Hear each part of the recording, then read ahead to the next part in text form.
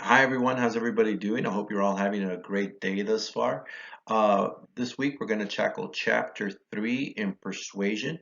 Um, it's an interesting conversation to be had with chapter 3 because it talks about attitudes and consistency and our attitudes on how we see things, which is kind of really important when you really think about it because our attitudes shapes our behaviors and it really shapes how either A, we persuade people or B, we are persuaded. And so it's interesting to know how attitudes work and how companies and individuals use those attitudes and the knowledge of those attitudes in order to persuade us. So let's get started. So attitudes and consistency. So first of all, what is an attitude in 20 words or less? And the book describes a psychological tendency to favor one side or another, one thing or another, etc. So that's our attitude, right? It's do you like baseball? Yeah, no, or yeah, I love baseball. Or do you love basketball? Do you like BTS? Do you like K-pop? Do you like manga? Do you like politics? Do you like, do you like this? Do you like that? And really kind of think about that for a second. Think about all sort of the major issues that impact your life. Now, when I'm talking about major issues, don't automatically assume I'm talking about politics, like immigration, abortion, or other sort of polarizing political subject, but rather just subjects in general that affect your life. How do you feel about that? Should college be free? Should textbooks be free? Should parking on campus be free? Right? Interesting subjects. Not necessarily changing the world, but it's interesting to note. How do you feel about whether or not uh, education should be free? Some people might say, yeah, no, for sure. There are other people who actually say no because they have that's their attitude towards that subject. And sometimes that attitude it comes from a lot of different ways. It could be your experiences, could be your culture. And we're going to talk a little bit more about that. But it's just interesting to note that attitude is a psychological tendency to favor one side over another, one thing over another. So it's how you feel about something. Okay? All right. So how do you measure the darn things? And that isn't a typo. That's actually how it is in the book. How do you measure the darn things, right?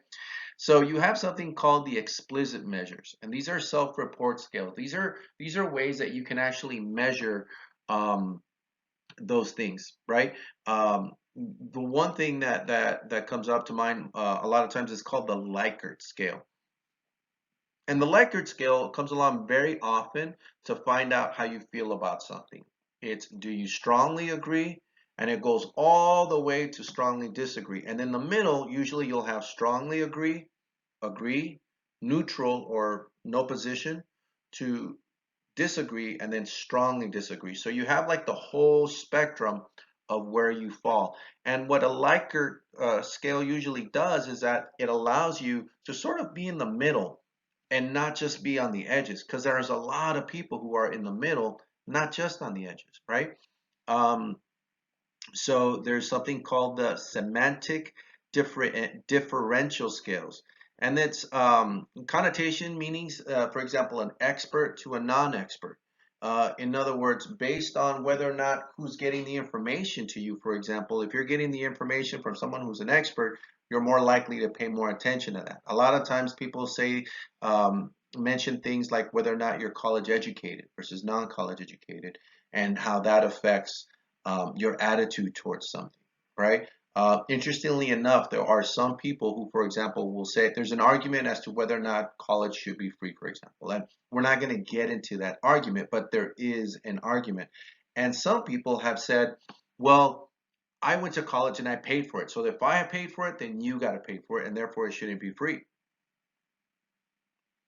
Well, what do you base that on anything other than the fact that you went to college, right? Your knowledge in it. And by the way, I'm here on page. I want to make sure I know what page I'm on so I can tell you as I move forward. On page 54, I believe. All right.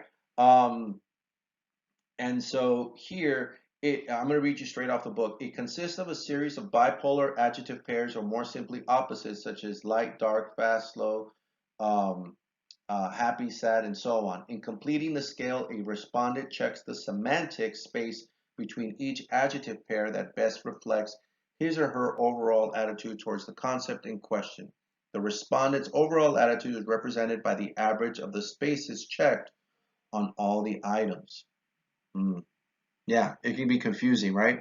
But basically, what it says that light and dark, fast and slow, that's a slow moving car. No, if you like a fast car, oh, well, yeah, of course, instead of just saying it's a car, it's a fast car, right? Whether or not you're an expert or not an expert. You ever see that commercial where 5 out of 10 dentists agree that you should, and all of a sudden they're like, oh, really? 5 out of 5, 5 out of, or 4 out of 5 dentists, like 5 out of 10 is 50%, I'm sorry. 4 out of 5 dentists agree that you should take this toothpaste. Oh, then I should take it. But if they said, oh, 4 out of 5 plumbers think you should use this toothpaste, you're like, what's that got to do with it, right? So again, what are the words that are being used? That usually has a measure and changes sort of your attitude towards something. Visually oriented skills. You can see where your attitudes fit. And this is really the idea of being able to see. And a lot of times you'll see this with at doctors' offices, especially kids' doctors' office. And I see this when my kids are in pain or they go to the when they go to the hospital, or when they've been to the hospital, instead of showing them, or asking them, hey, how do you feel? Right? Because if they say, oh, I feel good or I feel sick, or it's hard for a doctor to understand that, right? So in saying, how do you feel? A lot of times they'll have the chart there, and if you look at figure 3.3, you'll see it there. They'll have like a really happy face all the way to a sad face, right? They're doing this, right? And then everything in between. So kind of like the Likert scale where you go from strongly agree to strongly disagree. Here on the visual, you can see someone extremely happy go all the way down to they're like in disgust. So it goes to extremely happy, happy, smiling, not sure, to frowning, to being sick, to all of a sudden, ugh, right? And so that's what a visually oriented skill looks like. Okay. Now, some of the pitfalls of measuring attitudes. Social desirability bias when people are watching. A lot of times what happens is that our attitudes change when people are watching us.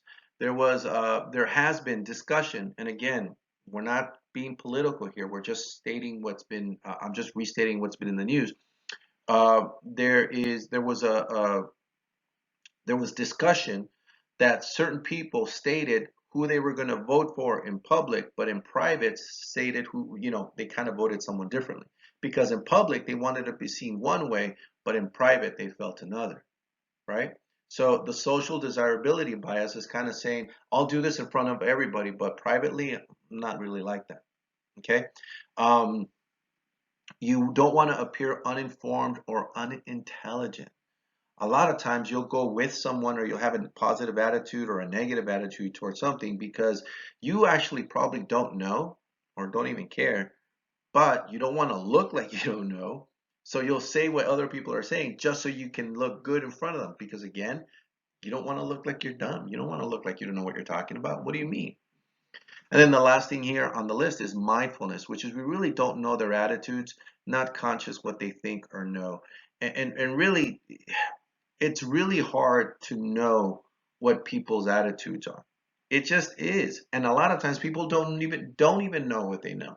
There's been plenty of times that I've had conversations about something and they started saying, "Oh, well, I can't believe this and I can't believe that." And they're like, "Well, didn't you know this or didn't you know that?" "Oh, I didn't know that." "Oh, well, and a lot of times it's new information or they just didn't associate one thing for another, which is really sort of interesting when it comes to critical thinking and persuasion, because a lot of times being able to persuade someone is nothing more than sort of tapping into their consciousness and understanding, okay, well, what is your attitude? And a lot of times people say they don't know when they do, or they think they do when they really don't, right? So you have to be mindful about it.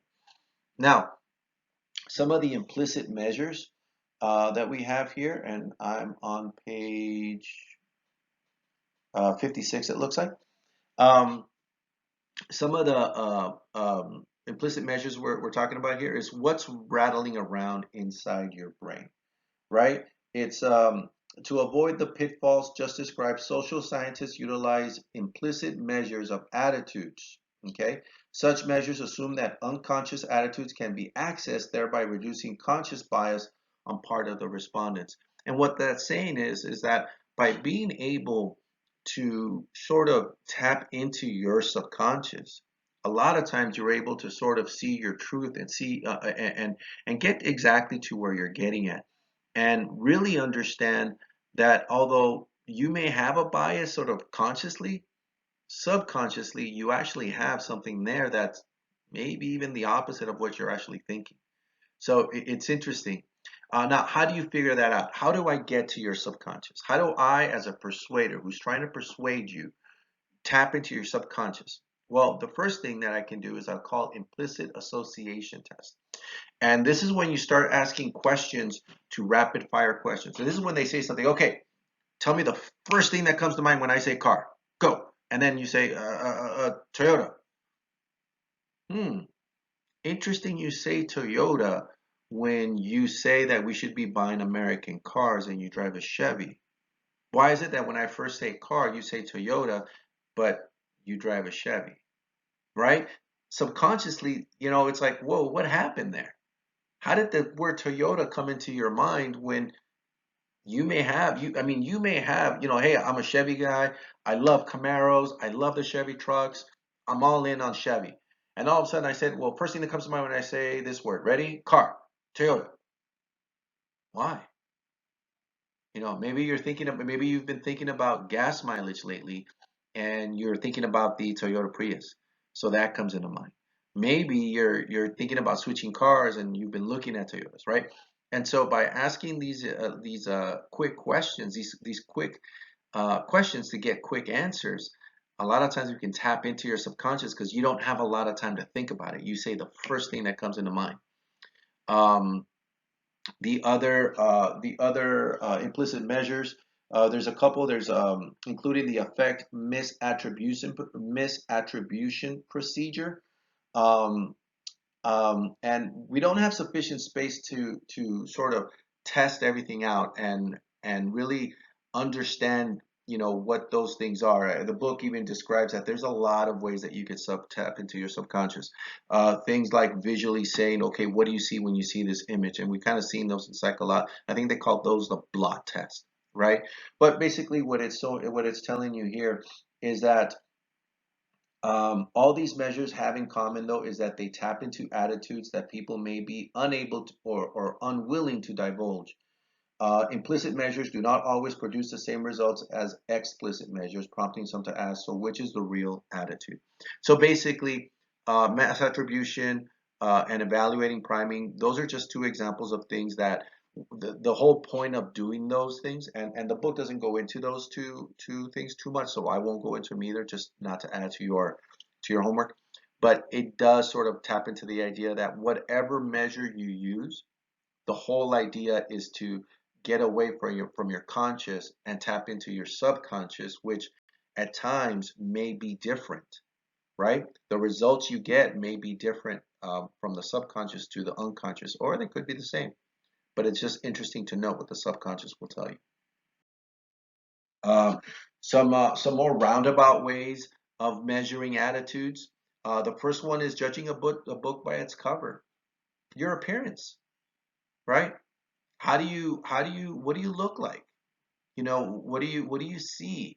It was interesting. One day, I was picking up my son from school, and I noticed this gentleman was wearing khaki pants and a polo shirt. It was a dark blue polo shirt, dark shoes, and by his cut, by his haircut, and by the way he walked, the way he carried himself, you almost thought that he was either ex-military or some sort of patrol, some sort of law enforcement, just by the way they looked, right? And I could totally be off. But when I pointed that out to one of my parents, to one of my friends who was there, I was like, "Hey, do you know that person? Is that person?" And he didn't know who that person was. But once I explained what I saw, they're like, "Oh yeah, I do see that." Now, we could be totally wrong, and remember, one shouldn't assume, and it's very hard to judge people by their appearance, but a lot of times you kind of do, right? And sometimes it's not necessarily a bad thing. Let me explain. In While I was attending college, I had a colleague, a peer of mine who was a student, who did his thesis on judging people by how they look in order to save lives. Oh, that's an interesting thing. Think about that. Because we look at things like, for example, racial profiling and sort of see that as a negative thing in that law enforcement will stop you just based on the way you look, on your ethnicity, on your culture, or whatever it is. That's the argument that some people have posed. But my peer, my colleague, he was saying, no, I will do that, but I do that in order to save a life. And so what happens is that he's a lifeguard. And as a lifeguard, he was a lifeguard in Huntington Beach. And as a lifeguard, one of the things that he would do is, you're in this lifeguard station and you're just viewing like this large area, this large mass of people. And so you have to figure out a way quickly to be able to seek danger or see who might be in danger before danger actually occurs. So think about this.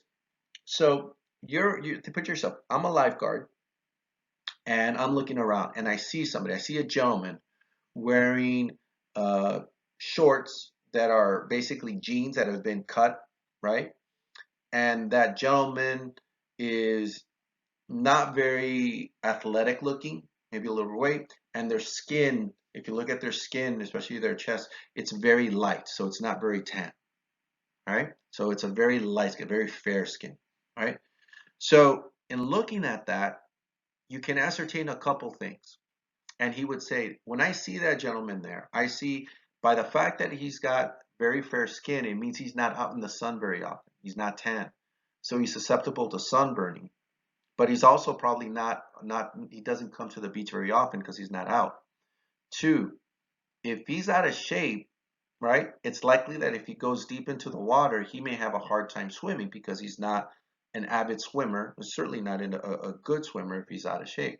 And three, if he's wearing shorts that have been cut off and he doesn't have swimming trunks, probably means he doesn't swim very often. And if he doesn't swim very often or come to the beach very often, it means that a tide that brings him out into the deep area of the ocean could put him in danger. So you add those three things together, I know that as a lifeguard, I got to keep an eye on him. I got to make sure that if he gets too deep, I go and I get him back because I don't want him to drown. Interesting, right? Judging a book by its cover, but in this case, he did it in order to save a life. It was an interesting argument. He actually passed the class. He got an A on his thesis, which was incredible. He was a great individual, but it was sort of an interesting premise on how judging people can actually have a positive association. So it was interesting. The next thing we have here is called birds of a feather. And basically the association here that it means is that based on who you associate with, I can kind of see who you are. My mom used to tell me growing up, tell me who your friends are, and I can tell you who you are. You are who you hang out with. And that's sort of an interesting thing to look at it. And yeah, it's probably true to a certain degree. And you are what you do. The things that you do will sort of say what your attitude towards it is. If you are someone who is always working out, who's always jogging, who's in great shape, chances are you're probably going to have a positive attitude towards things that have to do with being in shape, with dietary products and all that good stuff, right? Because you probably take that very seriously. Why? Based on what you do. Now, there are some physiological measures of attitude, which means that I can tell by your body how you feel about something. They look at like things like pupil dilation, change in skin tone, etc. Now, those results are iffy, right? Because people react differently to different things. But this is what we're talking about. We're talking about physiological measures of attitudes. Think of it this way. If you've ever been to like Knott's Scary Farm or those places that have these Halloween haunts, right? You see people being scared, right? You can just see them. And if you don't know what I'm talking about, you can go to YouTube and you can see videos of, being scared at, not scary farm or whatever. And it's interesting. You can tell by the people's body language and by the way they are when someone is scared and when someone is not, right? That's physical. And so what that tells you is that when you see somebody like this, their eyes are, that tells you that they're uncomfortable there. They probably don't like being scared. But when you see someone smiling and laughing, oh my God, chances are their attitude towards that, towards Halloween Haunt, towards being scared, it's probably a positive attitude, right? So it's just interesting to see those things. Now, we say that those are iffy results because you could have someone who's totally scared and they're like, oh my God, I don't want to go. But then at the end, they're like, oh man, that was so much fun. So again, the results are iffy, but it is interesting to note that your body can give sort of certain tells, right? That can show what your attitude is towards something. Okay. Now, the next thing we have here is called the reasoned action approach. Let me tell you what page we're on. Okay, we're on page 61, I think it was. Uh,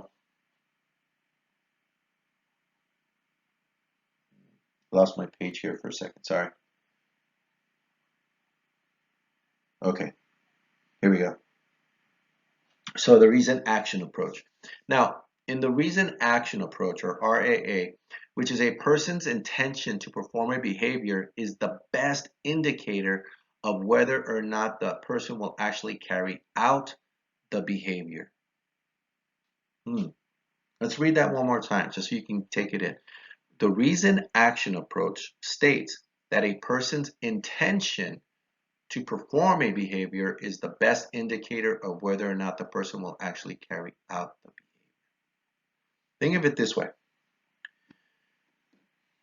My wife tells me I need to go for jogs in the morning. I don't like jogging. It's just not my thing. I'd rather go play basketball or do something that's where running is sort of there's a purpose to the run, not just running for the sake of running. And that's just me, right? I'm sure I'm not judging any of you who might like running. And so my intention to run in the morning will actually tell you whether or not I'll actually do it, right? And as you can imagine, I don't do it very often. When I do it, it's usually for a walk and it's usually for with my wife. And so again, my intention will tell you whether or not I would actually carry it out. If I have a positive or I want to do it, chances are I will do it, right? Now, some of the behavioral beliefs and attitudes, believe it or not, do you believe in the attitude? And the first one that comes here, and it's cut off here in this slide, but it says wear a helmet.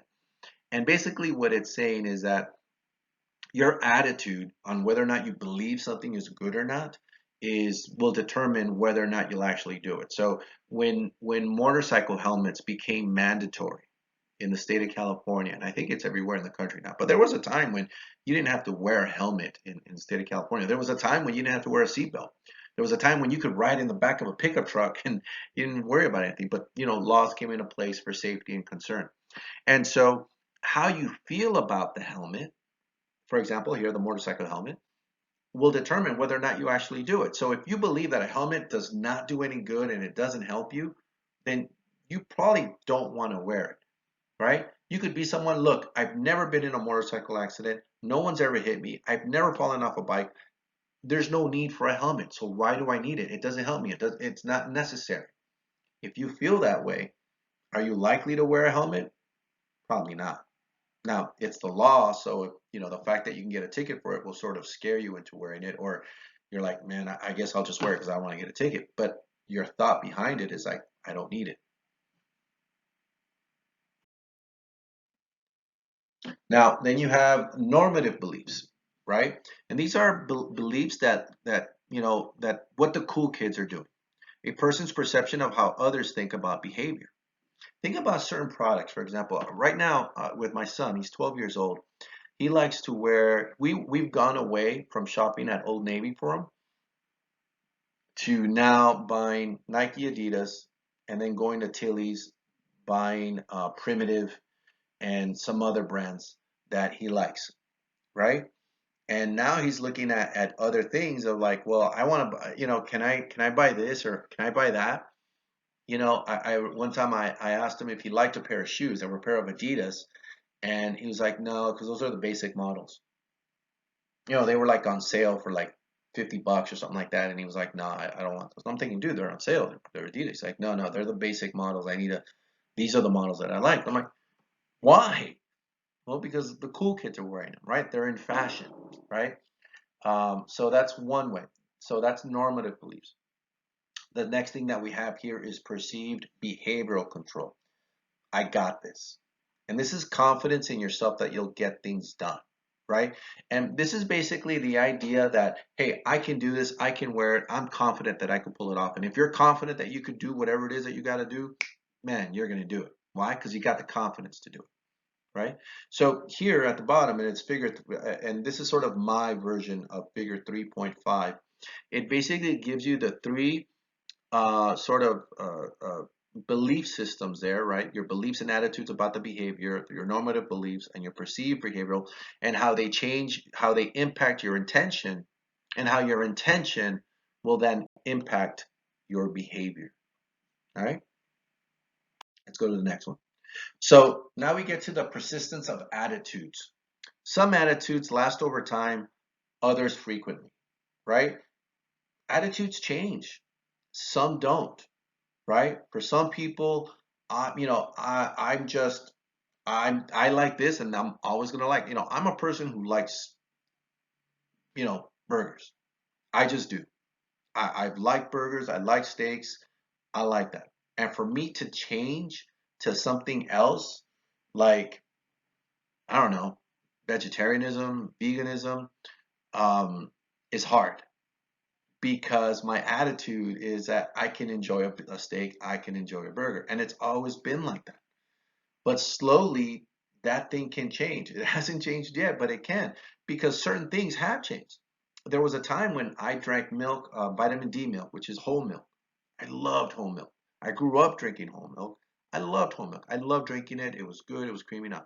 And slowly, as my wife had an influence in my life, I've gone from whole milk to 2%. It's sort of transitioned all the way down. I can't do completely skim milk, but I've gone all the way to a 2% milk.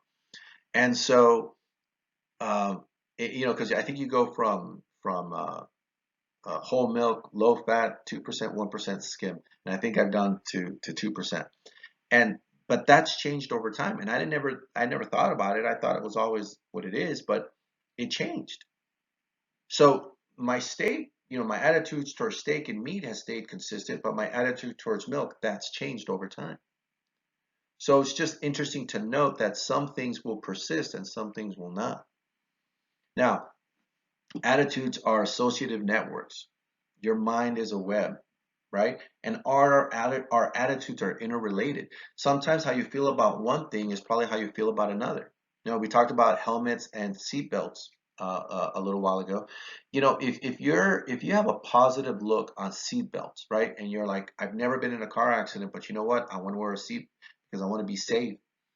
Then you're probably gonna look at helmets in a very similar fashion, right? So it's just interesting to note that, a lot of your beliefs and attitudes are interrelated to each other. And sometimes how you feel about one thing could have an impact or an influence on how you feel about something else. Okay. So now that we understand that, how do we get favorable associations? How do we get you to have a positive attitude about me and my product, for example? I'm trying to sell you something. I'm trying to persuade you to buy this or do that. How do I get you to do that? Okay. So the first thing here is brands and branding. That's the light. You link, product image to favorable qualities. There was an interesting thing here when I look at Corona beer commercials. And it's just sort of always interesting that when I look at the Corona beer commercials, I think I saw one, Snoop Dogg, I think was one that I just saw one recently. But I always see sort of something going on at the beach. You ever notice that with Corona commercials? There's always someone having a good time at the beach. It's nice. They're drinking a nice cold Corona. People are just lounging. It's relaxing. It's nice, right? I want to have that. I want to be relaxed. I want to enjoy a cold Corona on the beach, right? You're associating that. And then the other one is who are you wearing, right? Brand personalities. Products are infused with human qualities. And what that means is it's not about what you're wearing, it's about who you're wearing, right? Think of the shoes. It's interesting. My son, as he's growing and he's getting older, it's a sort of affecting how he looks at shoes and how he looks at clothes in general. But it's interesting, we'll go and we'll look at shoes and I'll see a pair of Nikes and he'll say, "Oh, those are the PGs." What? Yeah, no, those are the PGs and then those are the Westbrooks, the why nots. What? I mean, I was kind of aware of some of that people would, you have these athletes who are, sponsored athletes who wear the clothes, but now as they're starting to put their names and their namesake, I mean, we've always heard Jordans. Obviously, Michael Jordan sort of the one who started that. I know. I've had Jordans. I know what you're talking about, but it's interesting to see how that market has sort of expanded and how we see that, right? And how we've seen sort of go that you're wearing shoes not because of the quality of the shoes, but because of who's wearing it. And based on who's, if you want to be a 3-point shooter, man, you wear, the Curry shoes, right? You want to be a great defender, you're going to look at the New Balance that Kawhi wears, right? So again, who you wear sometimes is more important than what you wear, right?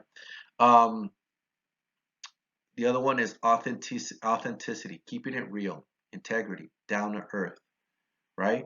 And here you start seeing things where you start wearing products that are more tied to authenticity, right? I when I think of this, I think of like Vans, right? Because I remember Vans as a kid, and they're moderately priced. Yeah, they have the sponsored athletes and whatnot, but there's just something about Vans. They were homegrown here in California. They've grown throughout the nation. They support local projects that are sometimes missed by the larger corporations. There's a certain authenticity to them, right? And you could say that by a lot of products, right? But that's just kind of one that comes into mind because of their integrity and the fact that they're down to earth. So therefore, I like them. And then there's the cause-related marketing, the feel-good factor. And here I brought up Tom's shoes. And the reason I brought up Tom's shoes because they have a thing, or at least they used to have a thing, where if you buy a pair of Tom's shoes, they will give away a pair to another person, right? To a person in need, right? Usually in another country and stuff. So when you buy those shoes, you can feel good about yourself saying, I'm helping to change, I'm helping to clothe another child or another person in another country that needs it, right? So cause related marketing makes a big difference there is that I'm able to tap in as a marketer, as a business, I'm able to tap into your feel good feelings in order to have you buy my product. All right. The next thing is we have is a jingle or a message that is easy to remember. In this case, I chose MAGA, Make America Great Again. It was a jingle that sort of stuck.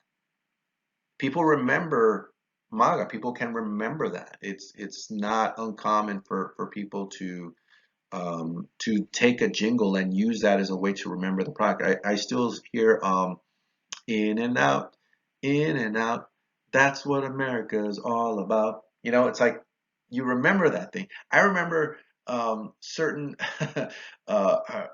songs for like we were trying to donate a car. So when somebody was trying to donate a car, we are trying to remember who do we call for that. And one of them was like 1877 cars for kids. It's like you remember the jingle, and that helped you remember the phone number, right? That jingle stays with you. And then the last thing that we have here is sponsorship. And so by sponsoring a certain cause, a certain product, a certain event, you're able to sort of attach your brand to that event. So for example, when you hear Red Bull sponsoring extreme sports, you can associate that sport with Red Bull. Mountain biking is dangerous, and therefore Red Bull is dangerous. Skydiving and doing all these things that Red Bull sponsors, which are these extreme sports, makes Red Bull in itself extreme, right? So if you're want to enjoy that extreme lifestyle, you're gonna want to enjoy it Red Bull. Okay. Now, the next thing we have here is that psychological consistency, which is people like to be consistent. People do not like change. Yeah, people do change. People do change their minds, but that doesn't mean that um, that it happens often, right? The inner peace of consistency. When there is inconsistency, there is discomfort. When there's change, it doesn't feel good. Now, some of the methods of maintaining consistency, I believe it's on page 67. Um, we have um, denial, bolstering, bargaining, differentiating, transcendence, modifying, and communicating. So there's 7 of them there. I'm going to let you go through it because I know I'm keeping track of the time. I don't like the long lectures because then I lose you. So, but there is a 7 there, and they each have something to sort of touch on. So as an example, we'll touch on denying. Denying or ignoring any inconsistency. I really don't like that jacket after all, or I don't really need a jacket now, right? So rather than having to change jackets, you rather like, no, I don't need one. No, no, no, it's fine the way it is, but it has holes in it. No, no, no, no, it just feels comfortable. I'll just patch it up. I don't need a new, right? So denying, for example, is one way to stay consistent. And as you go through each one, you can kind of see where that helps to maintain that consistency. Okay, so some of the marketing strategies on how to have your cake and eat it too is you want to be able to still change, but then feel like you're not changing, right? And here, the 2 examples that I put down is diet or by light, right? So, for example, if you like beer, right? I enjoy beer. I like drinking beer, but beer, for those of you that don't know, and for some of you don't because you're not of age yet, beer can actually give you a little bit of a gut, right? Because there's a plenty amount of calories in beers. And so you like beer, but you don't like the calories? Guess what? Buy Bud Light, buy Corona Light, right? All of a sudden, by giving you a light beer, you can still have your beer and not get those calories. So, for you beer lovers out there, if you like beer but you don't like the calories, buy Bud Light Premier or buy Corona Light, or all of a sudden you're being inundated with these ads that say, hey, I can give you that option where you can have your cake and eat it too, right? There's also something called brand loyalty. Accept no substitutes. If we change brands, it just doesn't feel right, right? There are some people I mentioned earlier who are just Chevy people, or they are just Ford people, or Nissan, or whatever it is. We had a really good experience with our Nissan Xterra, and therefore, when we were shopping for another car, a newer car, we decided to go with a Nissan Pathfinder. It just worked out for us, and we're sort of becoming loyal to that particular brand. Um, and it's sort of interesting that people feel the same way. When something works for you, you don't want it to change. The next thing we have here is write and tell us why you love this book in 24 words or less. And in this case, the example that it's giving you here is active participation by the consumer. By having the consumer be involved in the process, we can adapt to them. So that's why you get a lot of times companies saying, tell us how you feel or tell us about your experience. Because if you tell us that your experience is bad, guess what? We're going to make it right. And by making it right, you'll stay with us because you don't want to change. Right? Now, some of marketing inconsistency is marketing our discomfort. Think outside the bun. What does that mean? And for those of you that don't recognize that slogan, that's actually from Taco Bell. And so what they're telling you is like, hey, we're not burgers. We're not McDonald's. So we need you to think outside the bun, right? We want you to look at what you might see as a drawback and say, no, no, no, open your mind. Think outside, instead of thinking outside the box, it's think outside the bun. And then you want to capitalize on inconsistency by adapting your message to the audience. So, in other words, what it sees here is that you could have the same company, the same brand, the same product, and you have two different sources, and therefore you're going to market your brand differently to those consumers. based on who that consumer is. So if you are a Coca-Cola, for example, or a Pepsi, and you want to grab some of those feel good consumers, you may talk about how Pepsi is sponsoring scholarships for students. And every time you buy a Coke, you're helping in sending a kid to college. While Pepsi while the same product, Pepsi or Coke, wherever it is, will be saying, hey, you want to enjoy life, you want to have a great lifestyle, you want to spend the day at the pool, drink Pepsi to enjoy. And all of a sudden, you've got two different people, and you're marketing differently to who they are. Okay. Now, the next thing we have here that it talks about um, their cognitive dissonance theory. Okay, and here we are on page 72. Okay, so here it gives an interesting product here. An interesting example is, suppose you are a fan of Apple products. You are also aware that Chinese workers who assemble them work in deplorable conditions. Would you throw your iPod, iPhone, or iPad? Hmm, interesting. Right? And so what happens is that sometimes we have to reconcile how we feel about things, even though we may not like what they're doing, but I really like the product, right? You ignore the bad and just stick with the good. That's called cognitive dissonance theory. And that's really the idea that we're trying to sort of eliminate sort of what feels bad about it. And here, one of the things that it talks about is buyer's remorse, which is reducing the dissonance by reassuring behavior. That's why, oh, no, no, no, you'll like it. I know it's a little hard to figure out the Apple product or the iPhone because you're switching from Android, but after a while, you're really going to see why it really works for you, right? You got the polarization of alternatives. You disparage the unchosen brand and value the chosen. I am so glad you went with Apple because Android, not that great, really. It really isn't. But you really got to see, and you really should value why you chose the Apple product. And again, I'm using Apple product instead of Android, but you could easily switch the both products to the same argument. Cognitive dissonance, self-image, and culture, right? Are you confronted with a moral dilemma? How do you see yourself? How do you see the way um, Apple product sort of stands and what it says about you, right? And oh, you're an Apple user? Oh, great. But they're doing that in what? It says here that Chinese workers who assemble and work in deplorable conditions, according to the book. Is that true? What? No. What does that say about you supporting such a company? Now, I'm not saying that's true or not. I don't know. I haven't been there, and I'm only giving you the information that's in the book as the example. Okay.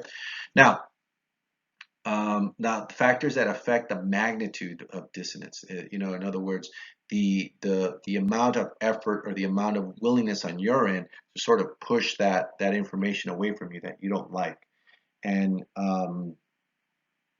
we have what's called the free choice program. I'm trying to find it to see what page you're on. Uh, okay. So we have the free choice paradigm that states that I'm on page 73, that the greatest choice one is making in decision, the more dissonance one will suffer, right? Because the more choice you have, the more dissonance that you need to take care of. It emphasizes that dissonance occurs only if the negative outcomes of freely chosen decision was foreseeable at the time of the person made the choice. Otherwise, the person can feel that, oh, I didn't make the decision, it was chosen for me. Oh, well, I know I have an Apple phone, but my wife bought it, I didn't buy it, right? So the more choice you have, the more dissonance, right? Belief disconfirmation. All of a sudden, you find that all this information that you thought was true isn't. What do you do, right? You have induced compliance, which is I have to use the Apple iPhone because my work is basically made me use it because that's what they bought for me. And then the effort justification paradigm, which centers the amount of effort or sacrifice required. The greater the effort, the greater the dissonance. In other words, going back to Apple, it's more effort to buy an apple because it's more expensive. And if it's more expensive, it's more effort on my end, and the more dissonance, the more I have to push the bad things away. Okay. Um, Dissonance and persuasion, putting it all together. Persuasive messages can be made to increase or decrease dissonance. So the idea here is that by persuasive messages can increase the amount of dissonance that you have, where you're pushing away because you don't feel good about the information, or it can decrease it because it will make you feel. You know, Apple products are, we've made at Apple, we've made changes to the way our workers build our products.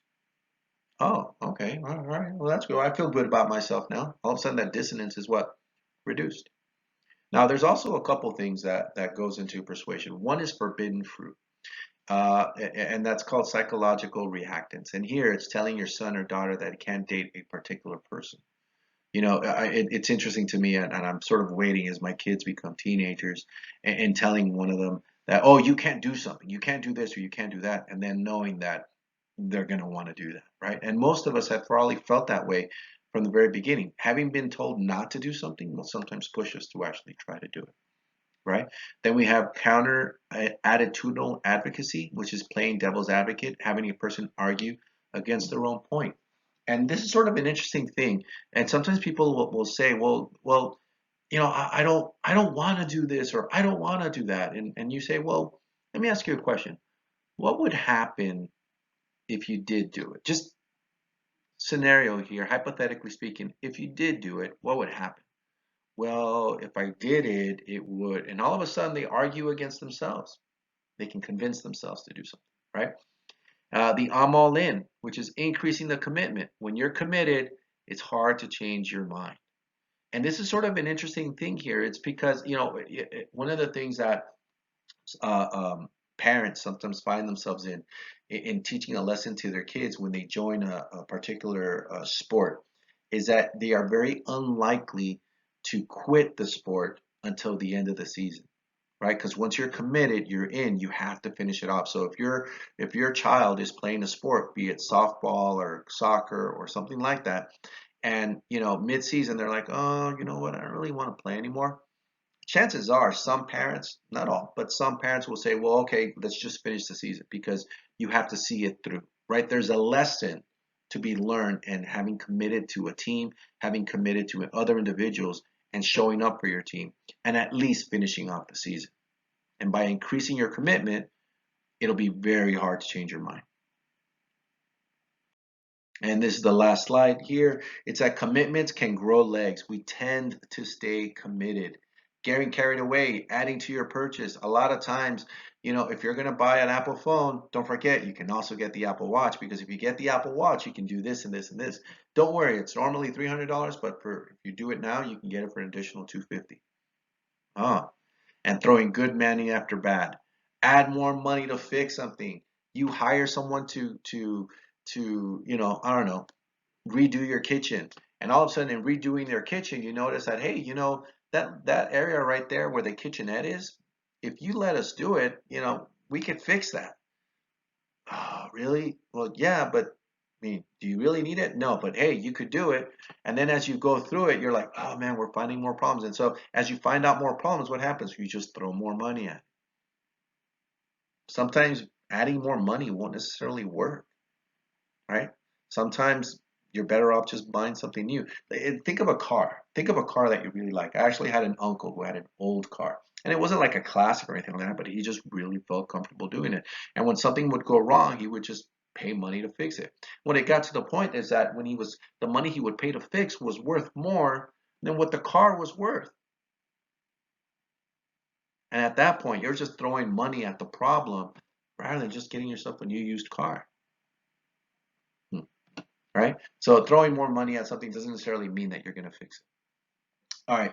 So anyway, so this has been chapter 3, and I'm hoping that you enjoy this chapter. It's actually one of the foundational chapters as we move on. I really hope you enjoy it. I want to make sure that you take the time to review it as we go through it, because it's going to be one of the foundational pieces as you build your assignment moving forward. All right. So again, if you have any questions, email me. I'm always right here to help you. And if you prefer to have a Zoom meeting and a live meeting, I'm here for that too. All right. Take care, everybody. Bye bye.